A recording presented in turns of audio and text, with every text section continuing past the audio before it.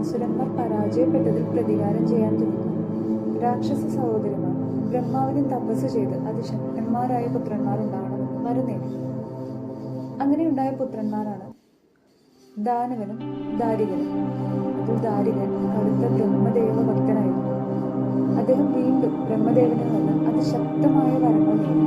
സ്ത്രീ പുരുഷ സംയോഗത്തിൽ പിറക്കാത്ത ഒരു സ്ത്രീക്ക് മാത്രമേ തന്നെ വധിക്കാൻ കഴിയുള്ളൂ എന്നും ഒരു തുള്ളി രക്തം പോലും ഭൂമിയിൽ പതിക്കാതെ തന്നെ മരണം നടക്കുള്ളൂ എന്നും, അഥവാ തന്റെ രക്തം ഭൂമിയിൽ പതിക്കുകയാണെങ്കിൽ ഓരോ തുള്ളി രക്തത്തിൽ നിന്നും 1000 ദാരികന്മാർ ജനിക്കുമെന്നതുമായിരുന്നു ആ വരം.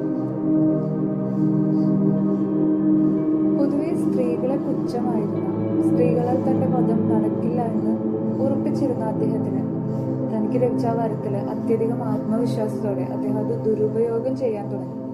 നാശം വിതയ്ക്കാൻ തുടങ്ങി. അത് ദേവഗണങ്ങളെ അസ്വസ്ഥരാക്കി. അവർ ശിവദേവനിൽ അദ്ദേഹം കാണിച്ചു. ശിവദേവൻ തന്റെ തൃക്കണ്ണ് തുറന്ന് ആദിപരാശക്തിക്ക് പിറവി കൊടുത്തു. അവൾ സർവായുധധാരിയും കറുത്ത വർണ്ണത്തോടു കൂടിയവളും 1000 സൂര്യതേജസ്സോടു കൂടിയവളുമായിരുന്നു. തൃക്കണ്ണ് തുറന്ന് ഭൂമിയിൽ അവതരിക്കപ്പെട്ട ആദിപരാശക്തി ദാരിക നിഗ്രഹം ഒരു തുള്ളി രക്തം പോലും നിലത്ത് പതിക്കാതെ ഭഗവതി ചെയ്തു തീർത്തെങ്കിലും കലിപൂണ്ട ഭഗവതിയെ ശമിപ്പിക്കാൻ പിതാവിന് അവളുടെ വഴിക്ക് കുറുകെ കിടന്നു കൊടുക്കേണ്ടി വന്നു എന്ന് കഥകളിൽ പറയുന്നു.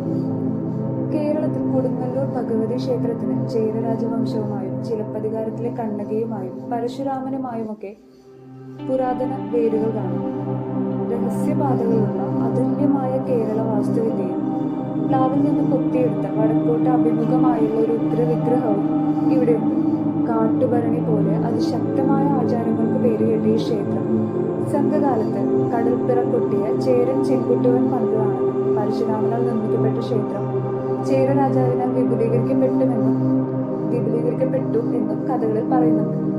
ഇതൊന്നും കൂടാതെ മധുര അഗ്നിക്കിരയാക്കിയ കണ്ണകി ഉഗ്രദേവതയായി രൂപാന്തരപ്പെട്ടുവെന്നും അവൾക്ക് ഇവിടെ മോക്ഷപ്രാപ്തി ലഭിച്ചുവെന്നും കഥകളിൽ വിശദീകരിക്കുന്നു.